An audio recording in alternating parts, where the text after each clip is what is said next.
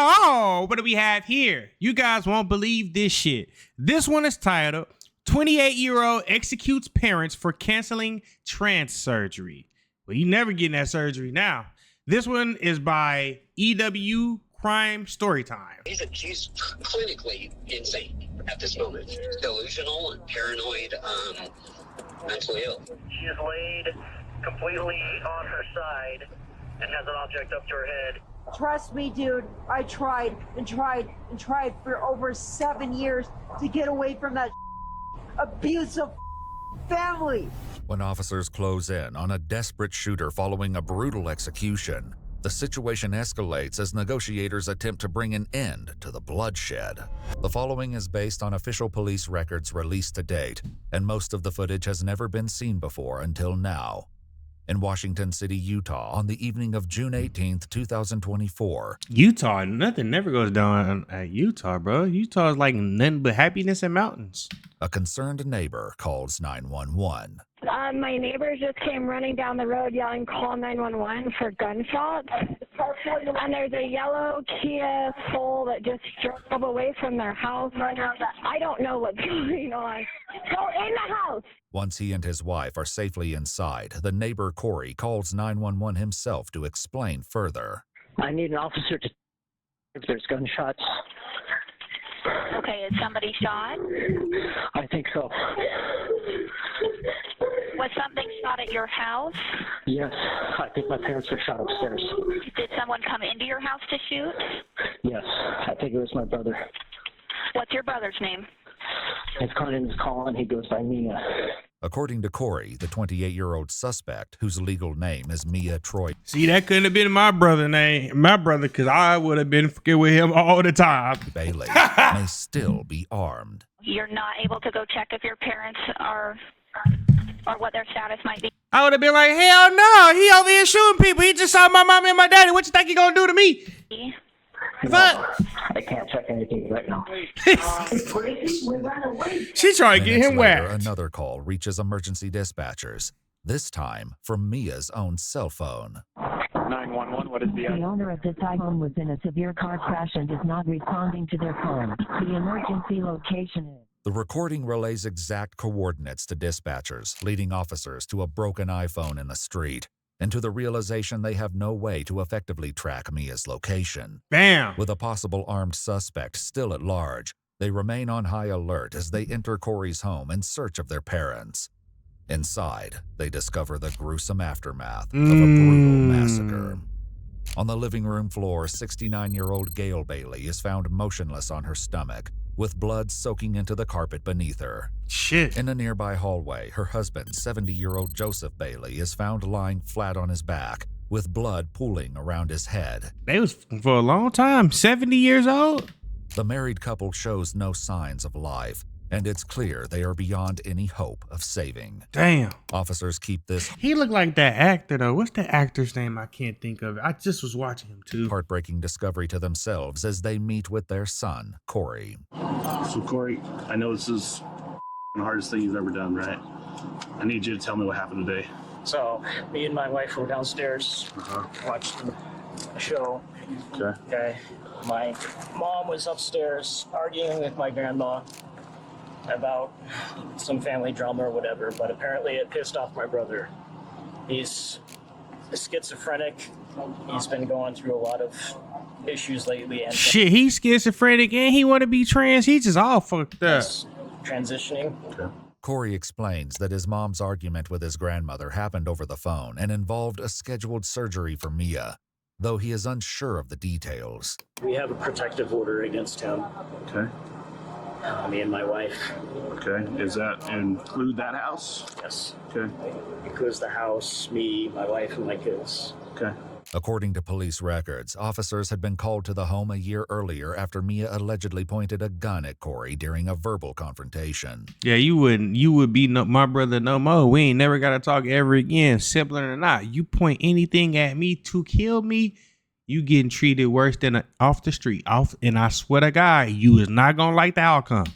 Following the incident, Mia was taken to the hospital for mental health treatment, and the firearm was confiscated. Man, that, you know what you doing. That, man, nah, that. Bro, I can't stand when people, oh, you got me into you know what the you doing. By the Washington City Police Department at Mia's request. But what caused the violence today is still beyond Corey's understanding. All I know is I heard shooting upstairs, and then my mother yelling and screaming, and then I locked the door to our room, and I started opening the window, and got her out and got myself out. By the time we were climbing out the window, he was pounding on my door trying to open it, and then I heard gunshots at my door there. So I think he was trying to shoot the door open or something like that, or trying to shoot in where we were. We got out and ran here, and that's when I called 911. See, he a better brother than me, because I keep that thing on me, and as soon as he would have came through that door, I would have, yacht. You know what I'm saying? Fuck that. You at my house, motherfucker. The only other place I can think of is my Aunt Jenny's or my grandma's house. Corey contacts his older brother by phone to see if he knows where Mia might go. He shares that Mia may have a boyfriend who works at a local pizza shop, a lead officers will soon follow up on. For now, they deliver the heartbreaking news. I'm sorry to be the one to tell you. I don't think They're deceased, both of them. Okay? this is my brother, my older brother. I know, and that's the reason I put him on mute. I'm going to let you deal with that, okay? He already knew it. Do you need something right now? I mean, we have a victim's advocate we can call out for you. I don't even know where to begin with this. No, I know. Until he's found, I don't know where to go that will be safe. Corey's wife, who suffered minor injuries during the escape, is treated by paramedics before the couple is taken to a hotel for the Well, first things first, I would have got a gun. Went right on to Academy. night. If you ain't already got one. Meanwhile, officers reach out to Mia's Aunt Jenny, who shares serious concerns. Now, I know she's at times heard voices. That was kind of new to me 3 weeks ago. You say Mia's been hearing voices? I don't know. A couple weeks ago she was, and she went into the hospital to get her meds fixed around. Officers soon arrive at the home of the man Mia's brother identified as a possible boyfriend. But tension remains high as word spreads that police are hunting for an armed suspect. His mother remains cautious as she answers the door. You're the police? Yes. Can we see some ID? Well, Bitch, they got police. Oh, you got a badge? Hold on, I got one for you. Sorry. No, you're good. Let me That's try to okay. find my, That's okay. I heard what was going on and I'm quite frightened. Oh, yeah, absolutely. I'm his mother and I heard what was. Yeah, I don't even have one. That's fine. Please come in. Oh, there you go. No, it's fine. You're okay if we come I was in? quite frightened. I thought there was a person coming after us. The officers explain they are searching for Mia, but according to him, their relationship is still very new. Yeah, I just started to get to know her like a couple weeks ago. Okay. I don't know her very well. Okay. I know that she was kind of depressed. wait. So if he is a she, but then she attracts a he, does that make them lesbians? Or does that make them the other thing? This is confusing. And I could tell that she told me she used to cut. Mm-hmm. And as far as where she is, I really don't know. So you've only known her for a week and a half? Yeah. Yeah. I can tell that she wanted to Gay people fall in love really fast, though. That week be feeling like a year for them. progress things fast, you know. Yeah. Are you guys boyfriend and girlfriend or what? Or are you just starting dating? Yeah, just kind of starting. Well, although she put on her Facebook that he was her boyfriend. Yeah, that surprised me. The officers tell them not to answer their doors, and if they see anything suspicious, to call 911. As they continue searching the area, an officer suddenly spots Mia walking along the street before vanishing down a dirt road. Damn. Nearby units take up positions, using their headlights to watch the trees and field for any sign of movement in the dark. Good job spotting her. Holy. Well, they're going home and we're going to her cousin's house, and we see her. Well, we didn't know who she was, and I can see the gun in the waistband. I put the on it. She takes off running here, and then she just slowly starts walking like, "Oh, there's no houses. We'll just keep following her." And then next thing you know, we see back running. Officers stationed in the neighborhood start connecting key details, leading to a shocking realization. She was there for a total of 4 minutes. Popped both of them with 8 rounds. Mom execution style, and took off. We took this You ain't even have a car though. How you gonna kill without a car? That's crazy. gun in that she has and a call that we had, a brandishing call. We've already taken the gun before? We took it, and the ammo that we found at the house is what we killed with. You see, I cleared it to get the gun back from Mark. The night is long and grueling as officers, joined by the U.S. Marshals, search tirelessly with drones, The U.S. Marshals, bro? Fuck. helicopters, and canines for any sign of Mia. By the following morning, they find their suspect hiding in a patch of dried tumbleweed, likely exhausted, dehydrated, and now fully surrounded. All units, if you see the drone, we're almost They've been out there all fucking night. directly above her. She is laid completely on her side and has an object up to her head in brown shrubbery. The object in question is a gun, quickly turning the situation into a crisis negotiation. Okay, Mia, I'm here to talk to you. I'm here to help you through this. I know that you're going through a rough time right now, and that's okay. I'm here to help you out. Need you to put the weapon down and put your hands up in the air so we can know that we can talk safely, okay? Can't do that. Okay, What? why can't you do that, Mia? I need to contact the prosecutor. She wants to talk to the prosecutor. The officer explains that Goddamn, you ain't even went to jail yet. because of the firearm, they can't bring a prosecutor to the location, as this would put him in harm's way. With Mia difficult to hear, the negotiator heads to a better location, positioning himself behind a wall for cover as he calls out again. Mia, That better be a brick wall. this is Tyler with the St. George PD.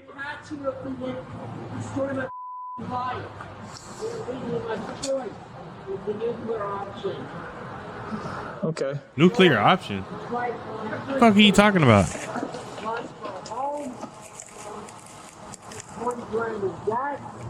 That sounds like you're on a 20 grand really ain't shit though. tough time. Wow. Nobody wants to hire a transplant. An officer takes off a body cam, placing it on the wall where That's not funny because I mean I get what he's saying or she, but come on, bro. it can capture the sound of Mia's voice more clearly. Hiding in the bramble and still holding the gun, Mia begins shouting about a previous altercation with a former landlord. Right after he left, he threatened to shoot me in the balls or threatened to kill me slowly. He bought the gun 3 weeks before the incident. Well, I can tell you this, Mia. I can definitely look And none of my family believed me. Or the cops or the goddamn hospital.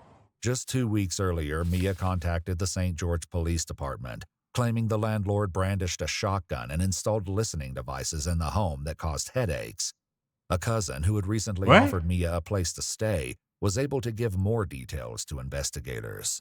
She was yelling about she had lost some money in a scam. And then she was saying somebody at her residence had pointed a gun at her, and it was traumatic. And then I was like, okay. And then she started saying, and anyways, he was poisoning me anyway, and he was putting devices that produced radiation near me and microphones in the walls. And I said, all right. And I realized at that point you can't argue with somebody who's that far gone. Oh, like how's she been the You last few can't. days? Like anything, like I mean, delusional and paranoid, mentally ill. I mean, I can't put it any more frank than that. Not making sense. Yeah, I believe you. I don't think that that's something that you would make up. I absolutely believe you. And after Yeah, and you made to believe that. And But you after didn't this- do investigating at all. and I can look into And that. you know what? You're not the only person that has had that happen to. There's a 15-year-old kid. Got a gun pointed at him. And what did the cops do? Nothing. With Mia armed, on edge, and potentially suffering from delusions, the negotiator tries to calm the situation by discussing the earlier demand for a prosecutor. Well, what would you like to say to the prosecutor? I want the death penalty via fire squad, and I want it in written notice. Oh, Mia, that's Whoa, that was fucking dark. Wait a minute. that hurts my heart that you want that. That you Nothing feel that that's your. else to live for. Well, Mia, I'm sure there's lots to live There's for. nothing, dude. That's why this. You trans, you about to go to prison for the rest of your life. It's not gonna really be prison, you know? I killed them over the surgery. That was my last hope. According to Mia, the surgery was for gender reassignment. So, Mia, I'm just curious, how long have you... What was the surgery supposed to consist of though? Like, was you finna get, like, you was finna turn your wiener into a hot pocket? Like, how is that supposed to work? Like you know how the hot pockets, they split open? Like, I want to know. Wanted this surgery? All my life. And I know you kind of talked about, like, your family, were they on board at all? Or were they just so against it? Well, they acted like they were not against it, but they were. Especially my mother. Trust me, dude, I tried and tried and tried for over 7 years to get away from that abusive family. I moved to Washington because I knew I was gonna either kill my or kill somebody, and I needed to go. Why you ain't stay gone then? I want the death penalty by firing squad. The negotiator changes the subject, bringing the conversation back to the motive behind the murders. So I'm curious, how much does a surgery like that cost? $30,000. $30,000. Damn. Wow. I had it all set up. And what happened with that? Apparently, my mom called the hospital. And what did she tell him? I don't know exactly, but she basically said that I'm a real boy. she was against the surgery and that she shouldn't get it. I was pissed at her so much. I wanted her to call the hospital back and say I was mad because of all this gatekeeping bull. According to Mia, Gail Bailey... I mean, but why depend on your mom to do this though? Why not just... That's who the he reminds me of. God dang it, off of Tommy off of Power. The Irish dude. Yeah, I knew it. He told the hospital there were mental health concerns, which is what led to the cancellation.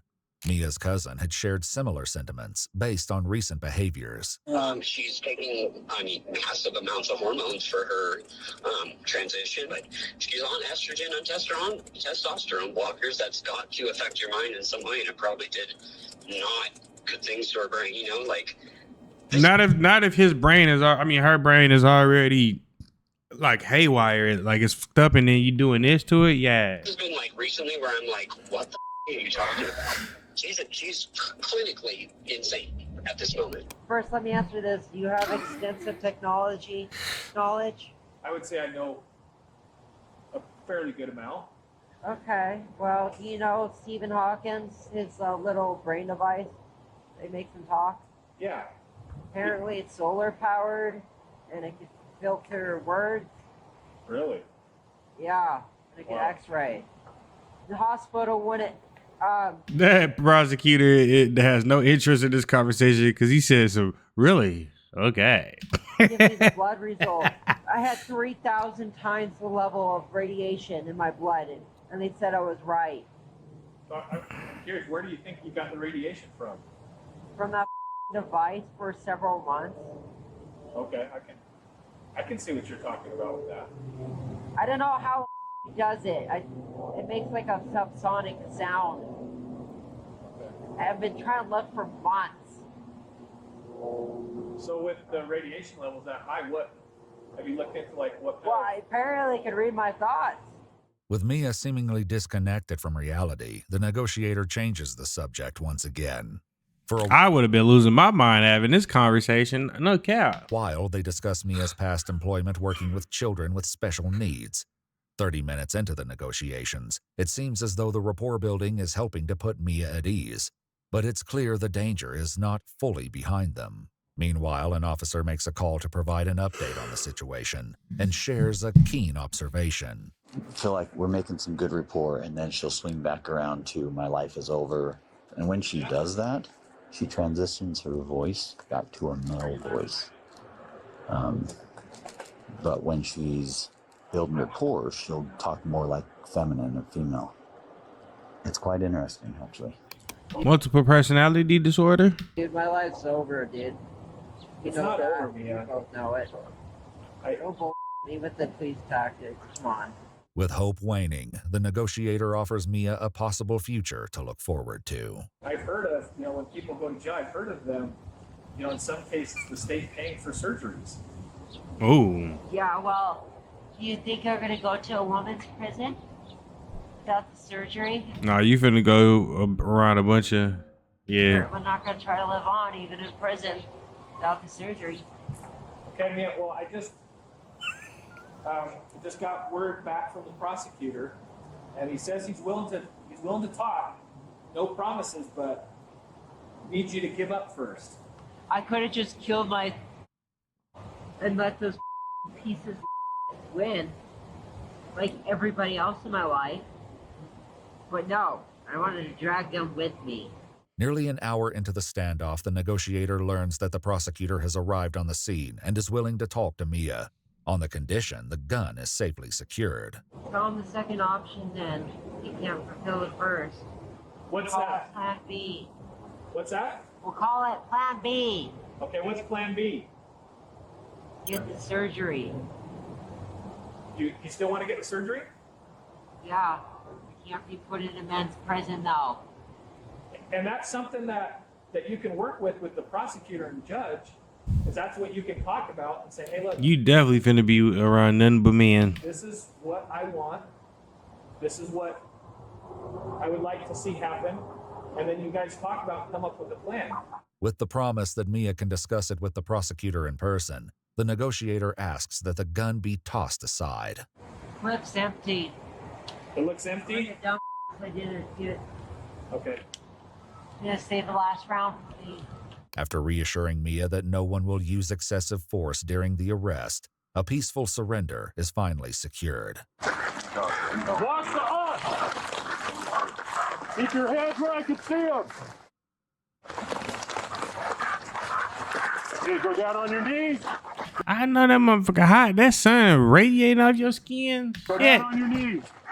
Put your hands on the ground in front of you. Yeah? Yep. Yes. Slide your body back until you're laying on your face. Okay, like this. Slide your legs back until you're laying down. Stick your arms out by your sides. Keep going. Turn your palms up. Do not move. Mia is then handcuffed and searched for additional weapons. I can't really hide anything with skinny jeans. Officers move to secure the gun and later confirm it was not loaded and no bullets had been ejected into the field. Hi, Mia. It's me, Tyler. Good to finally put a face to the voice. Yeah. I appreciate you working with me. Ooh, shit. Put that face back. State trooper look. State trooper look. I don't know to take offense to that or not, but... It's not offense. Okay, I appreciate it. Before heading to the police station, Mia is introduced to the prosecutor, who will soon join the detective in the interrogation room. There, Mia will make a chilling confession, revealing the final moments of Joseph and Gail Bailey. I'm gonna reach my pants to tuck. That's okay. What is it you're doing? Reach my pants to He tuck. gonna tuck his pee-pee. He gonna put it where his gooch at. Because I don't want to see this thing. Oh. Can you just sit down? I'm not you reaching in your pants. I don't know. I didn't search in your pants, so. Okay. I hate this thing. The detective and prosecutor both arrive, and once Miranda rights are read, Mia explains the anger that came after learning the scheduled gender reassignment surgery was canceled. Let's just say I was very furious, and I asked her, I don't want to hear excuses. I want to hear, an explanation, and I'm sorry, and I'll do something about it. Good. Anyway, she can't say sorry to save her life, apparently. Had one thing going on, and she took that away from me. I told her I was going to kill her several times, and I needed this so bad, and my mental ability was declining, and that's why I needed that surgery. I knew I was going down regardless, but I was like, well, enough is enough. I'm taking somebody with me. So that's I rushed over to my parents to do the deed. You ain't taking nobody with you though. You just took them. Okay, when you say do the deed, what do you mean? Kill them. To kill them? I don't regret it. I hate them. Okay. Mia adds that the gun used to commit the murders was not the same one that was confiscated by police a year earlier. Instead, Mia went to a pawn shop and sold it before buying a new one. Are you able to tell me what happened at your parents' house? I got parked there and pointed the gun. I told myself to throw away that part of me, really, that hesitant, like always. And I ran in the door and shot at her first a couple of times to try to make it quick. Do you remember how many shots you fired at your mom? Let's see. This is 12 clips, so it wasn't full clip, so probably like 3 rounds less. Okay, do you remember if the first round hit her? They all hit her, and I didn't see it. That's why I shot so many times. You couldn't it, see it? It just went right through her. Okay. And so I What made the sure fuck? she was dead, so I shot at her again and again. According to her autopsy report, Gail Bailey suffered multiple gunshot wounds, including 1 to the head and 3 to the torso. Death was instant. He walked out, what's going on, and I pointed the gun at him and didn't say anything and shot. Yep, and I aimed it right at his head, and it was instant. He just fell backwards. And the funny thing was, I was bought him a Father's Day gift that day, earlier that day. And to get backstabbed like that, the most backstabbed ever. But according to Mia's Aunt Jenny, Joseph Bailey was supportive of the surgery. Last I heard, the dad was taking her up for her sex change operation. Now, that's what she told me, that dad was going to drive her up and stay with her. The next thing I knew, it was off. And I just heard that today. Joseph Bailey's autopsy revealed he had been shot twice, once in the face just below his left eye and once in the neck. After killing Joseph and Gail, Mia next went after Corey. And then I went downstairs with my brother and I said, "You ruined my life." It wasn't so much him. It was directed towards a message about my parents. Could you hear him inside? Yeah, he barged the door and stuff, and I just like, him. He's not my main target. Then my brother interfering and go back upstairs and do one more round on Dad just in case. Make sure he's dead. Do you remember how many rounds total you fired? Or how many rounds you had? On Dad, 2. On Corey, 1. And the rest on my mom. I don't remember. Do you remember I don't never want something or be accepted for something this much if this is what I got to do to the people that I love or they love me. God damn. I do remember actually coming up just in case because I heard her like bleeding quite a bit, like choking. Okay. So I went to shoot her again. Okay. After fleeing the home, Mia went on the run, determined to carry out one final step. And then I get to Sportsman Warehouse to get me 1 bullet. Mm-hmm. So that's where your ultimate goal was, to find 1 more bullet. 1 more bullet. And it would have been meant for you. Yep. I'm really sorry. I know. You know. Are they saying really sorry because they wish she would have just did that with the 1 bullet, or they said they sorry because they like genuinely care? To be honest with you, I wish, I wish the mental health services were better. I wish the transitioning services were better. I wish that people's opinion were more accepting of people. Absolutely. Yeah. And so I'm sorry that, and even in a family, I'm sorry that it came to this. My mercy got me all that bull, and so much for family. What? If you were to give me one last statement from you, what? Well, my statement would be to gatekeep transgender people and let them start earlier, not like super early.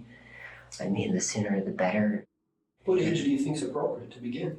13 and 12 if you're a woman. So 12 if you're a girl and 13 if you're a guy? Yeah, based on puberty. Okay. So. Do you think I don't think the surgery is appropriate at the age, but as far as the surgery, HRT. Okay. When do you think that it's appropriate for the surgery? At least 18, like When you're an adult, when you can make your own decision. Yeah, I mean, that makes sense. That is a life-changing surgery, though. I would say like 30, 35. You need the surgery right away if you're taking chemical castration and all that stuff. But After a quick break and a meal, the detective and prosecutor returned to ask a few final questions surrounding He got a whole meal for killing his parents. Mia's request for the death penalty. If you had to pick the way that you would die, how would you pick? firing squad. Why is that? So if I kill somebody and it's the instant, honestly. It's only fair that die by the same hands that. So I can understand the fact that it. I know the chemical's the second one. Okay, like lethal injection. Yeah. 3 different methods: chair, chemical, firing squad. So firing squad, chemical, chair. Yeah. That would be the order. I want to just clarify as far as any remorse that you have. Well, the remorse was I didn't want to become the monster that they made me to be. Okay. I really wanted to be good. I really did. Okay. According to court documents, in November of 2025, Mia Bailey entered a plea of guilty and mentally ill to 2 counts of aggravated murder and 1 count of aggravated assault.